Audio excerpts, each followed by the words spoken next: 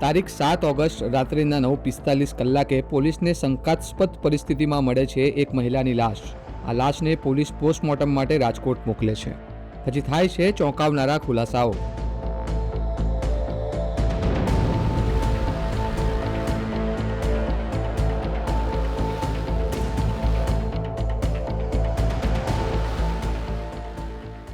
આ ઘટના છે ગુજરાતના સુરેન્દ્રનગર જિલ્લાની.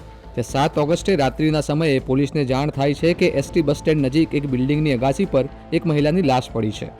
તાત્કાલિક ઘટના સ્થળે પહોંચેલી પોલીસે પ્રાથમિક કાનૂની કાર્યવાહી પૂર્ણ કરી મહિલાની લાશને રાજકોટ પીડીયુ કોલેજમાં પોસ્ટમોર્ટમ માટે મોકલી આપી. પોસ્ટમોર્ટમ રિપોર્ટ આવ્યો. રિપોર્ટમાં તબીબોએ મહિલાના મોતના દર્શાવેલા કારણો વાંચી પોલીસ ચોંકી ઉઠી. પોસ્ટમોર્ટમ રિપોર્ટથી આખી ઘટના એક નવો વળાંક લે છે. પીએમ રિપોર્ટમાં ઘટસ્ફોટ થયો કે મૃતક મહિલા પર અનેક હેવાનો દ્વારા સામૂહિક દુષ્કર્મ ગુજરવામાં આવ્યું હતું. તારીખ 7/8/2025 રાત્રે કલાક 21:45 વાગે એક અકસ્માત મોત Surendranagar city B division police સ્ટેશનમાં જાહેર થયેલ, જેમાં એક મરણ જનાર સ્ત્રીની શંકાસ્પદ હાલતમાં લાશ મળી આવેલ હતી.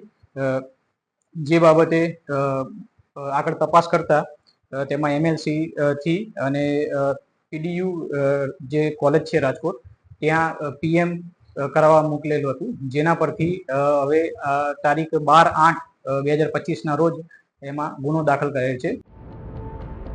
પોસ્ટમોર્ટમ રિપોર્ટ બાદ પોલીસ દ્વારા તપાસનો ધમધમાટ શરૂ થતાં જ મહિલાની લાશ મળવાનો મુદ્દો સુરેન્દ્રનગર પંથકમાં ચર્ચાનો વિષય બન્યો. પોલીસે પીએમ રિપોર્ટ બાદ હત્યાનો ગુનો તો નોંધી લીધો, પરંતુ હવે પોલીસના માથે ગેંગરેપનો ભેદ ઉકેલવાનો પડકાર આવ્યો પડ્યો.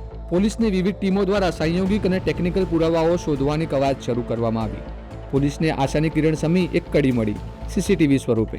આ સીસીટીવી ફૂટેજમાં એક વ્યક્તિ મૃતક મહિલા સાથે બિલ્ડિંગમાં જતો નજરે પડે છે. સીસીટીવી ફૂટેજના આધારે શખ્સની શોધખોળ શરૂ થાય છે અને એકત્ર કરવામાં આવે છે વધુ કેટલાક પુરાવા. મહિલાની લાશ મળવાના કેસમાં પોલીસ પૂરતા પુરાવા એકત્ર કરી લે છે. સીસીટીવી ફૂટેજમાં દેખાયેલ શખ્સની ઓળખ પ્રકાશ માનાભાઈ પરમાર તરીકે થઈ અને પૂરતા પુરાવાઓને આધારે પોલીસે કરી લીધી તેની ધરપકડ. પ્રકાશની પૂછપરછ કરતા સામે આવે છે વધુ એક આરોપીનું નામ જુમા ફકીરભાઈ ભાદાણી, જેની સાથે અન્ય 3 શખ્સો પણ આ જઘન્ય કૃત્યમાં સામેલ હતા, જેઓની પોલીસે શોધખોળ શરૂ કરી છે.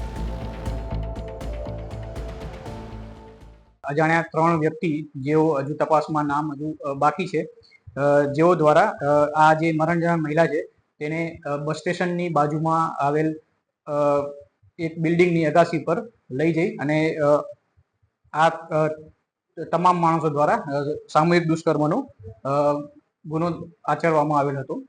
જે બાબતે પોલીસે દ્વારા ટેકનિકલ સર્વેલન્સ અને બધી તપાસ કરતા આ કામના જે મુખ્ય આરોપી છે પ્રકાશભાઈ માલાભાઈ પરમાર નાઓને હસ્તગત કરેલ છે અને વધુ તપાસ કરી રહ્યા છીએ અને બાકીના અન્ય આરોપીઓને પકડવા માટે ટેકનિકલ સર્વેલન્સ દ્વારા આગળની તપાસ ચલાવી રહ્યા છીએ. સુરક્ષિત રાજ્યની છાપ ધરાવતા ગુજરાતમાં છેલ્લા કેટલાક સમયથી મહિલા વિરુદ્ધના અપરાધોની સંખ્યામાં ચિંતાજનક રીતે વધારો થયો છે. ગુજરાતમાં ગુનાખોરી ઘટાડવા માટે ગુજરાત પોલીસ સતર્ક અને સજ્જ હોવાના દાવા થઈ રહ્યા છે, પરંતુ આવી ઘટનાઓ પુરવાર કરે છે કે આ તમામ દાવાઓ પોકળ છે.